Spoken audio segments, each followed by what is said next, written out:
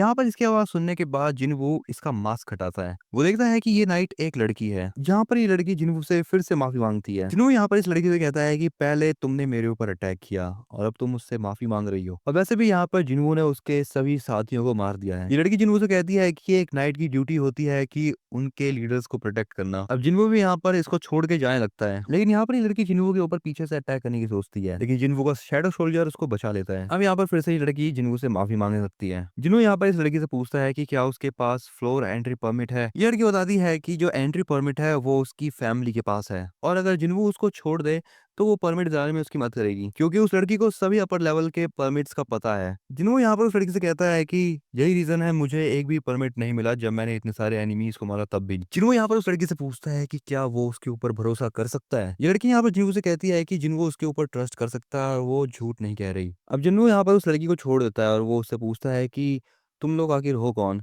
अगला सीन एक एंड का होता है जहां पर उसने एक आदमी को खत्म कर दिया है, एंड अब वो दूसरे आदमी को खत्म करने के लिए उसकी ओर बढ़ती है। दूसरी ओर डंजन में ये लड़की अपना नाम एसेल बताती है, और वो राधिरू फैमिली की सबसे एल्डेस्ट बेटी है। जिनवू कहता है कि उसको ये बात नहीं पूछनी थी उससे। जिनवू यहाँ पर सोचता है कि उसे सिस्टम के बारे में और भी ज्यादा इन्फॉर्मेशन मिल जाए। अब जिनवू यहाँ पर एसेल से एक सवाल पूछता है। वो उससे पूछता है कि क्या उसके दिमाग में कोई आवाज आती है जो उसे कहती है कि इंसानों को खत्म करो। एसेल कहती है कि उसे ये कमांड सुनाई देता, लेकिन उसको एक अलग कमांड सुनाई देती है। जिनवू उससे पूछता है कौन सी कमांड। एसेल कहती है उसको सुनाई देता है कि अपनी जगह को बचाओ। जिनवू उससे पूछता है कि उसको ये आवाज कब से सुनाई दे रही है। एसेल कहती है कि जब से वो यहाँ पर आए हैं तब से। ये सुनने के बाद जिनवू उससे पूछता है तुम इससे पहले कहाँ थी। एसेल कहती है कि हम इससे पहले डीमन वर्ल्ड में थे, और एक दिन जब अचानक से उन्हें होश आया तो वो इस जगह पे थे। जिनवू उससे पूछता है कि वो डीमन रेल्म में क्या कर रही थी। तभी अचानक से यहाँ पर एक ग्लिच होता है और एसेल बताती है कि वो एक वॉर के लिए तैयारी कर रहे थे। जिनवू उससे पूछता है कि वो किससे फाइट करने वाले थे। एसेल बताती है कि एक ऐसा एनिमी है जिसको हराने के लिए सभी डीमंस को एक साथ आना पड़ेगा।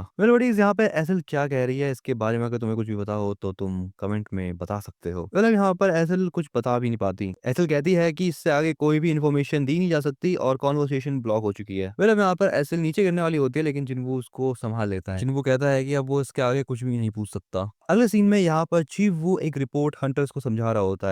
वो बताता है कि इन चींटियों ने बहुत सारी कैजुअलिटीज करी है। चीफ वो ये बताते हैं कि 108 हंटर्स इन चींटियों से लड़ रहे थे, और उनमें से अभी तक 4 ई रैंक हंटर्स, एक सी रैंक हंटर और एक बी रैंक हंटर खत्म हुए हैं। अब यहाँ पर हंटर एसोसिएशन के प्रेसिडेंट ये देख के चौंक जाते हैं कि बस एक चींटी ने इतनी सारी तबाही मचाई है। चीफ वो इसके बाद बताता है कि एक ए रैंक हंटर ने उस चींटी को खत्म करा। ये सुनकर प्रेसिडेंट कहता है कि इसका मतलब ये है कि एक चींटी की जो स्ट्रेंथ है वो एक ए रैंक हंटर जितनी है। प्रेसिडेंट कहता है कि ये जो जगह है जहाँ पर कैजुअलिटीज हुई है वो जगह जेजू आइलैंड से बस 120 किलोमीटर की दूरी पर है। इस केस में जापान से हमें मदद लेनी चाहिए। अब यहाँ पर प्रेसिडेंट थोड़ा सा सीरियस होते हुए कहता है कि मैं गोगन हंटर एसोसिएशन का president fourth Jeju island raid के लिए ऑर्डर देता हूँ। अगले सीन में यहाँ पर एसेल जिनवू से माफी मांगते हुए कहती है कि वो ये बात नहीं जानती कि वो बात करते करते बेहोश कैसे हो गई। जिनवू कहता है कोई बात नहीं, एंड अब वो यहाँ पर उसकी कंडीशन के बारे में पूछता है। एसेल कहती है कि वो बिल्कुल मस्त है, और वो यहाँ पर जिनवू से पूछती है कि क्या जिनवू को उसकी चिंता हो रही है। जिनवू कहता है हाँ तुम ऐसा कह सकती हो। थोड़ी देर तक चलने के बाद यहाँ पर ये लोग एक जगह पर पहुंच जाते हैं। एसेल बताती है कि इस कैसल के अंदर राधिरू फैमिली रहती है और परमिट भी इसी कैसल के अंदर ही है। अगले सीन में यहाँ पर जिनवू कैसल के अंदर होता है एसेल के साथ। एसेल का फादर यहाँ पर देख लेता है कि जिनवू की जो शेडो है उसमें बहुत खतरनाक ऑरा है। एसेल का फादर यहाँ पर जिनवू से कहता है कि अगर जिनवू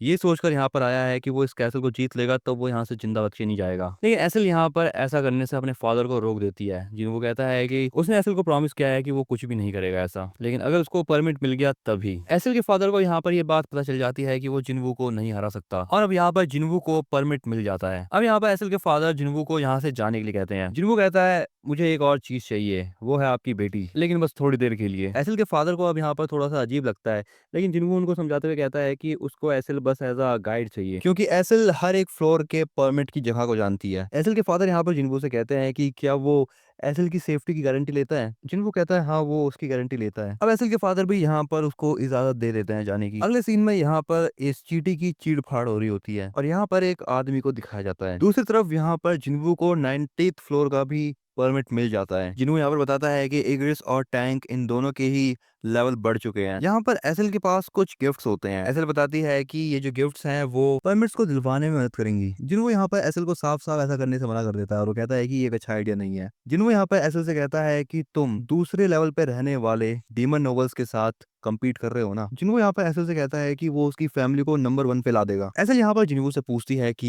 जिन्हों ने उसकी फैमिली को क्यों बख्श दिया। जिन्हों कहता है कि उसने ऐसा इसलिए करा क्योंकि उसको एसल पसंद है। जिन्हों यहाँ पर अब एसल को वापस जाने के लिए कह देता है क्योंकि वो कहता है कि अब जो एनिमीज आएंगे वो बहुत ज्यादा स्ट्रांग होंगे। एसल यहाँ पर जिन्हों से पूछती है कि क्या वो उसके लिए इतनी यूजलेस है। जिन्हों कहता है नहीं, उसने बहुत अच्छा काम किया। एसल यहाँ पर जिन्हों से कहती है कि वो नहीं जाएगी क्योंकि वो जिन्हों के साथ रहेगी और वो देखना चाहती है कि जिन्हों को क्या मिलेगा ये सब कुछ करके। जिन्हों यहाँ पर बताता है कि 90th फ्लोर के बाद डिफिकल्टी जो है वो और भी ज्यादा बढ़ गई। जो मैजिक बीस्ट थे वो और भी ज्यादा आने लग गए, लेकिन जिन्हों को इन सब चीजों से कोई भी फर्क नहीं पड़ा और वो आगे बढ़ता रहा क्योंकि उसे एलिक्सिर ऑफ लाइफ को बनाने के लिए मटेरियल्स चाहिए। अगला सीन यहाँ पर चॉय का होता है। वो चाय इनसे बात करते हुए कहता है कि तुम्हें और मुझे, हम दोनों को ही फोर्थ जेजू आइलैंड वॉर के लिए इनविटेशन मिला है। चॉय बताता है कि उनके अलावा यूनहो और कंट्री के बाकी एस रैंक हंटर्स को भी बुलाया गया है। चाय यहाँ पर सोच रही होती है कि इसका मतलब ये है कि जिन्वू को भी बुलाया गया है। इसके अलावा चॉय ये भी कहता है कि अब इस रेड में जापान की भी हेल्प ली जा रही है। चॉय ये बताता है कि उस रेड को मैनेज करने के लिए अल्ट्रा लार्ज गिल्ड के मेंबर्स भी आ रहे हैं। अगला सीन अब यहाँ पर जिन्वू का होता है जो कि डीमन कैसल के टॉप फ्लोर पे पहुंच चुका होता है। तभी यहाँ पर अचानक से जिन्वू के सामने एक ड्रैगन आ जाता है और इसी के साथ डीमन मोनार्क बैरन भी। जिन्वू यहाँ पर खुद से सवाल पूछ रहा होता है कि क्या वो बैरन को डिफीट कर सकता है। यहाँ पर ये डीमन मोनार्क अपने पावर का यूज करते हुए बहुत सारे गेट्स ओपन करता है और गेट्स में से बहुत से डीमंस बाहर निकलते हैं। लेकिन अब यहाँ पर जिन्वू भी अपनी शैडो आर्मी को समन कर लेता है और इन डीमंस और शैडो आर्मी के बीच में लड़ाई होने लग जाती है। यहाँ पर टस्क, आयरन और एग्रिस ये तीनों ही बवाल काट देते हैं। जिन्वू की ऐसी पावर देखकर एसल भी चौंक जाती है। एसल कहती है कि जिन्वू ऐसी कॉम्बैट पावर का भी यूज कर सकता है। तभी यहाँ पर बैरन एक बहुत ज्यादा खतरनाक अटैक करता है जिसका नाम कहीं नहीं बताया जाता, लेकिन वो बहुत खतरनाक अटैक होता है और इस अटैक से काफी ज्यादा शैडो सोल्जर्स मारे जाते हैं।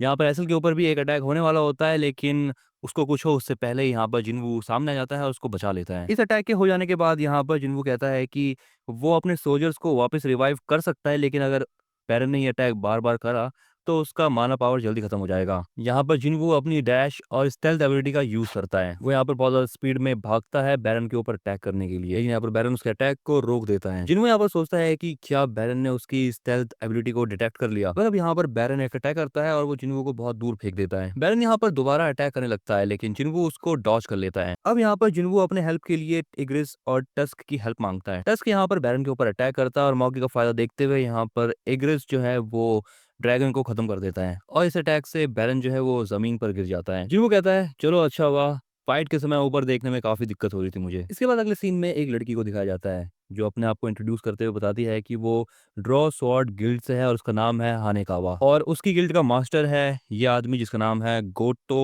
ryuji। हानेकावा बताती है कि वो गोतो ryuji की ट्रांसलेटर की तरह एक्ट करेगी यहाँ पर। जहाँ पर हंटर एसोसिएशन का प्रेसिडेंट सोचता है ड्रॉस वर्ल्ड गिल्ड जापान की बहुत बड़ी गिल्ड है जिसमें 11 एस रैंक हंटर्स हैं और एशिया में इनकी गिल्ड जो है वो सेकंड लार्जेस्ट गिल्ड है और गोतो ryuji जो है वो उस गिल्ड को मैनेज करता है। हानेकावा अब यहाँ पर गोतो की बात बताती है। वो यहाँ पर सबसे जॉइंट असॉल्ट टीम बनाने के लिए और साथ में काम करने के लिए वो इन सभी को थैंक्स करती है। यहाँ पर जो प्रेसिडेंट होता है वो कहता है कि कोई बात नहीं, हमने ही आपसे रिक्वेस्ट करी है और हमें आपका शुक्रिया करना चाहिए। हानेकावा यहाँ पर सबको बताती है कि उन चींटियों के डाइसेक्शन करने पर उन्हें क्या मिला। यहाँ पर 2 की पॉइंट्स हैं। पहला, उनकी लाइफ स्पैन। ये चींटियां बहुत फास्ट ग्रो करती हैं, लेकिन इन चींटियों की लाइफ बस 1 साल की ही होती है। सिंपल मतलब ये है कि अगर क्वीन आंट को खत्म कर दिया गया तो जो बची हुई चींटियां हैं वो सारी की सारी 1 साल के अंदर ही खत्म हो जाएंगी। दूसरा की पॉइंट है इन चींटियों का बिहेवियर पैटर्न। पिछले 3 रेट से ये पता चला है कि जिनकी मैजिक पावर बहुत ज्यादा स्ट्रांग होती है ये चींटियां बस उन्हीं की तरफ अट्रैक्ट होती हैं और इस चीज का ये लोग यूज करेंगे कॉम्बैट प्लान बनाने के लिए। प्रेसिडेंट यहाँ पर सोच रहा होता है कि उन्होंने भी चींटियों के एक्शन को जो है वो एनालाइज किया था, लेकिन वो ये नहीं जानता था कि ये जापानीज हैं वो इतने अच्छे से चीजों को एनालाइज करेंगे। गोतो ryuji कहता है कि उनके गिल्ड के 11 एस रैंक हंटर में से 10 एस रैंक हंटर उनके साथ रेड पर जाएंगे और उन 10 में गोतो ryuji भी होगा। गोतो की बात सुनने के बाद यहाँ पर प्रेसिडेंट और चीफ वू दोनों हैरान हो जाते हैं। उन्हें ये नहीं लगा था कि 10 एस रैंक हंटर जापान भेजेगा। गोतो बताता है कि जो उसके हंटर्स है वो सारी की सारी चींटियों को खत्म कर देंगे और कोरिया वालों की यहाँ पर रिस्पॉन्सिबिलिटी होगी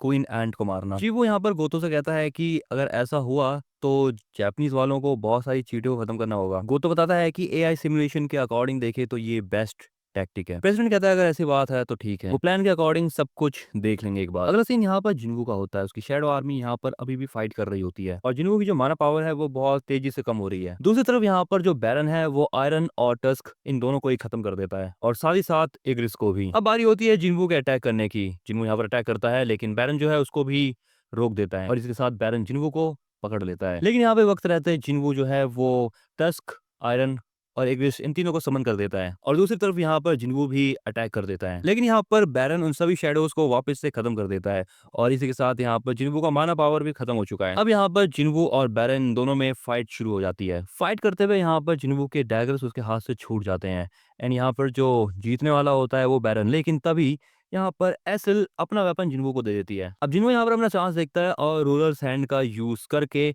बैरन के दोनों हाथों को उखाड़ देता है क्योंकि यहाँ पर जिन्वू ने अपनी स्ट्रेंथ बढ़ाई थी। अब बैरन यहाँ पर फिर से जिन्वू के ऊपर अपने मुंह से अटैक करे, लेकिन उससे पहले ही यहाँ पर जिन्वू अपने पंच से उसकी गर्दन उड़ा देता है और इसी के साथ यहाँ पर बैरन की कहानी खत्म। फाइट खत्म होने के बाद यहाँ पर जिन्वू एजिल से कहता है कि वो अपने फादर के पास जाए और उन्हें बता दे कि राजरू फैमिली टॉप लेवल पे आ चुकी है। और इसी के साथ बडीज यहाँ पर ये वीडियो होती है एंड। इस वीडियो को लाइक शेयर कमेंट जो करना है करो और फटाफट से करो।